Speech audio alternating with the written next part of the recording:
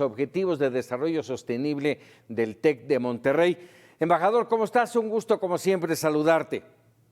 Mucho gusto en saludarte, Paco. Gracias por la invitación. Oye, te leía yo hace un rato en una columna que escribes en el espacio del Heraldo de México. Me llamó mucho la atención.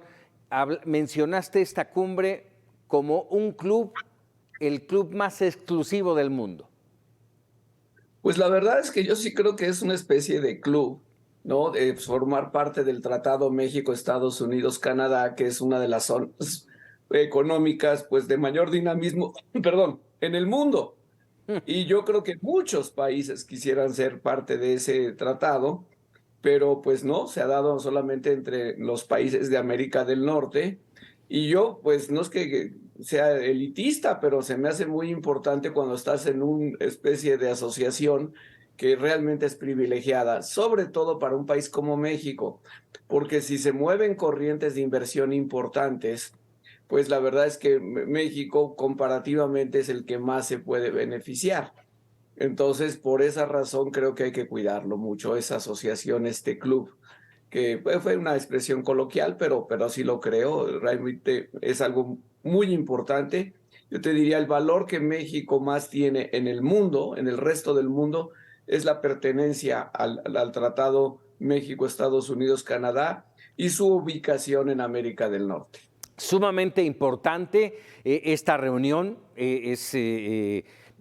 vamos, tener a los tres mandatarios, a los dos presidentes y al primer ministro de estos países en este tratado comercial que bien, insisto en subrayar, es uno de los más importantes, si no es que el más importante del mundo, el más grande, el de mayor poder adquisitivo, es fundamental. Y yo quisiera conocer cuál es tu lectura. Nosotros ya dimos nuestra lectura en torno a lo que se dio en esta primera reunión binacional hace apenas un par de horas en Palacio Nacional, y este tema a mí me pareció sí ríspido cuando el presidente reclama y dice, ya dejen ese desdén por los países centroamericanos, y el presidente Biden dice, espérame tantito, que le hemos metido y le hemos metido millones de dólares.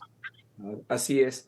Mira, la verdad es que a mí me sorprendió que el presidente volviera a una idea que ya no es nueva, ya van 2 años que la está repitiendo, de que hay que buscar una integración económica de todo el continente sin exclusiones, y además pues, que Estados Unidos y todos los países del continente dejemos de importar. Hoy no dijo China, pero pues Asia, Uh-huh. Asia. Y entonces, a mí me suena que como muy repetitivo. Yo pensé que realmente el discurso lo iba a dedicar pues a los objetivos propios de la reunión, que es cómo pues darle fortaleza y cómo aumentar la competitividad de América del Norte, no del continente. Entonces creo que pues hubiera sido mejor para México que él se dedicara a hablar sobre América del Norte, que pues es donde nosotros estamos. Ya que volvió a este tema, pues habría dos cosas que me llaman la atención. Una, no es una idea nueva. La idea original de hacer una asociación económica de todo el continente fue de Estados Unidos con el presidente Clinton. Lo que pasa Uh-huh. es que ya se nos olvidó, pero el Clinton buscaba una área de libre comercio de las Américas, el ALCA, lo repitió Uh-huh. después George Bush. Y bueno, los que dijeron que no fueron los países pues de izquierda de aquella época: Lula, el mismo presidente Lula, Kirchner de Argentina y Chávez principalmente. Ya después Estados Unidos perdió el entusiasmo por lo que razones que fueran, pero la verdad es que el rechazo vino de Sudamérica, de gobiernos de izquierda. Entonces, a mí me sorprende mucho que el presidente vuelva a esta idea. Me da la impresión de que, pues no sé, que habría que revisar los antecedentes. Dos, pues tampoco es muy lógica. ¿Por qué? Porque los países de Sudamérica, su principal socio comercial ya no es Estados Unidos, es China. Y además ellos le exportan sobre todo, pues, materias primas a China, y importan muy pocos bienes industriales. Las cadenas de suministro que llegan a América del Norte sí llegan de China, llegan a México, a Estados Unidos y a Canadá y se producen aquí, en fin, y se venden en el mercado norteamericano. Pero nuestra situación es distinta a la mayoría de los países de Sudamérica, Por esas dos razones me llama la atención que el presidente insista en esto. Y normalmente yo diría que fue, o sea, no habría que sorprenderse. El presidente dijo, Estados Unidos debe abandonar el desdén hacia América Latina. Es correcto. Y yo no creo que haya desdén hacia América Latina. Por eso el presidente Biden dijo, bueno, la verdad es que sí hay mucha inversión. Y le dijo en el G7, ya quedamos en que vamos a crear más fondos para infraestructura en América Latina y en África. Entonces, pues sí hubo una respuesta del presidente Biden, ¿no? Así es. Ahora, previo a esta reunión que transmitimos aquí en Mega Noticias, por supuesto, hubo otro momento también que me llamó poderosamente la atención y te lo pregunto, embajador, porque me llamó la atención, no la había yo visto, que las dos primeras damas fueran quienes ofrecieran discurso más allá de los presidentes y que al final hubiera este team back, este abrazo entre los cuatro. ¿Tiene alguna significancia, algún detalle? Vamos, ¿cómo lo ves? Yo creo que sí, yo creo que es una novedad de esta cumbre. No recuerdo otra cumbre donde haya sido así acordado, digamos, de los dos matrimonios y darles un lugar muy destacado en el programa a sus cónyuges. Entonces, no es la primera vez que ocurre y creo que sí fue muy deliberado hacerlo.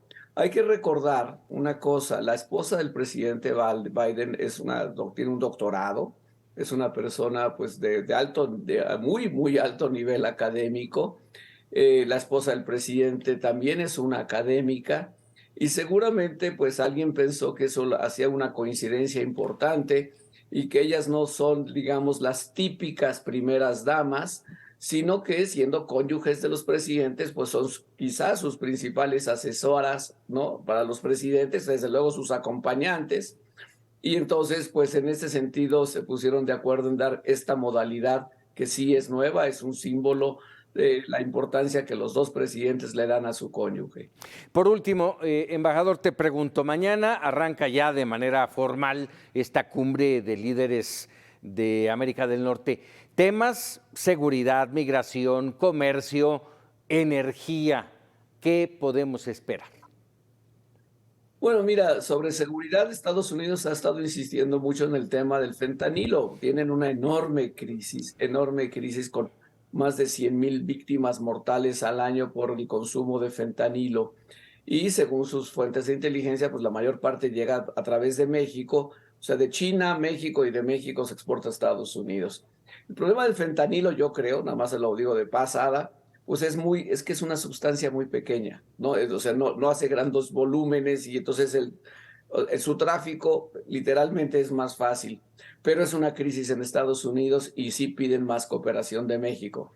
Creo que la detención del señor Ovidio en los últimos días, en parte va a responder ese objetivo porque se le acusaba a él y a su organización criminal de ser los principales introductores de fentanilo en Estados Unidos. Entonces, en ese sentido, el presidente Biden pues puede decir, yo sé que no lo hicieron por mí, porque eso dijo ya un alto funcionario de Estados Unidos, pero me complace de todas maneras porque por lo menos está haciendo algo para tratar de impedir estas operaciones. En migración, pues el presidente Biden ya obtuvo, incluso hace 2 días o 3 días antes de llegar a esta cumbre, lo que quería, que es la cooperación de México para la administración de los flujos subregionales, sobre todo de cubanos, haitianos, nicaragüenses y venezolanos. Y México pues asumió un compromiso muy fuerte, que es recibir a 30,000 personas al mes. Esos son 360,000 personas al año, lo cual sin duda va a ser una carga adicional para algunas ciudades de la frontera mexicana con Estados Unidos. Yo esperaría que se tomen las providencias para ver cómo se va a atender a estos miles y miles de personas para evitar unas, crisis humanitarias o problemas serios en las ciudades fronterizas mexicanas. Y de energía, pues ya sabemos, está una disputa, pero yo creo que los presidentes seguramente van a estar de acuerdo en que están en desacuerdo y van a decir, bueno, que se resuelva en el marco del TEMEC, donde ya sabemos que lo más seguro es que si va al panel y a un panel de arbitraje, México perdería el caso porque México en efecto está violando el tratado. Ahora bien, no es el único caso, también está un caso donde Canadá pone aranceles muy altos a la Ujú. industria de los lácteos. También está el caso de los automóviles, donde México y Canadá estamos pues en contra de la posición de Estados Unidos. De modo que hay varios casos y todos son sensibles y todos se deben de resolver en el marco del TEMEC. Miguel Ruiz Cabañas, embajador, como siempre, agradecido de tus comentarios aquí en Mega Noticias. Al contrario, gracias Paco. Buenas Muy noches. buenas noches, Miguel Ruiz Cabañas, embajador, y bueno, este punto importante.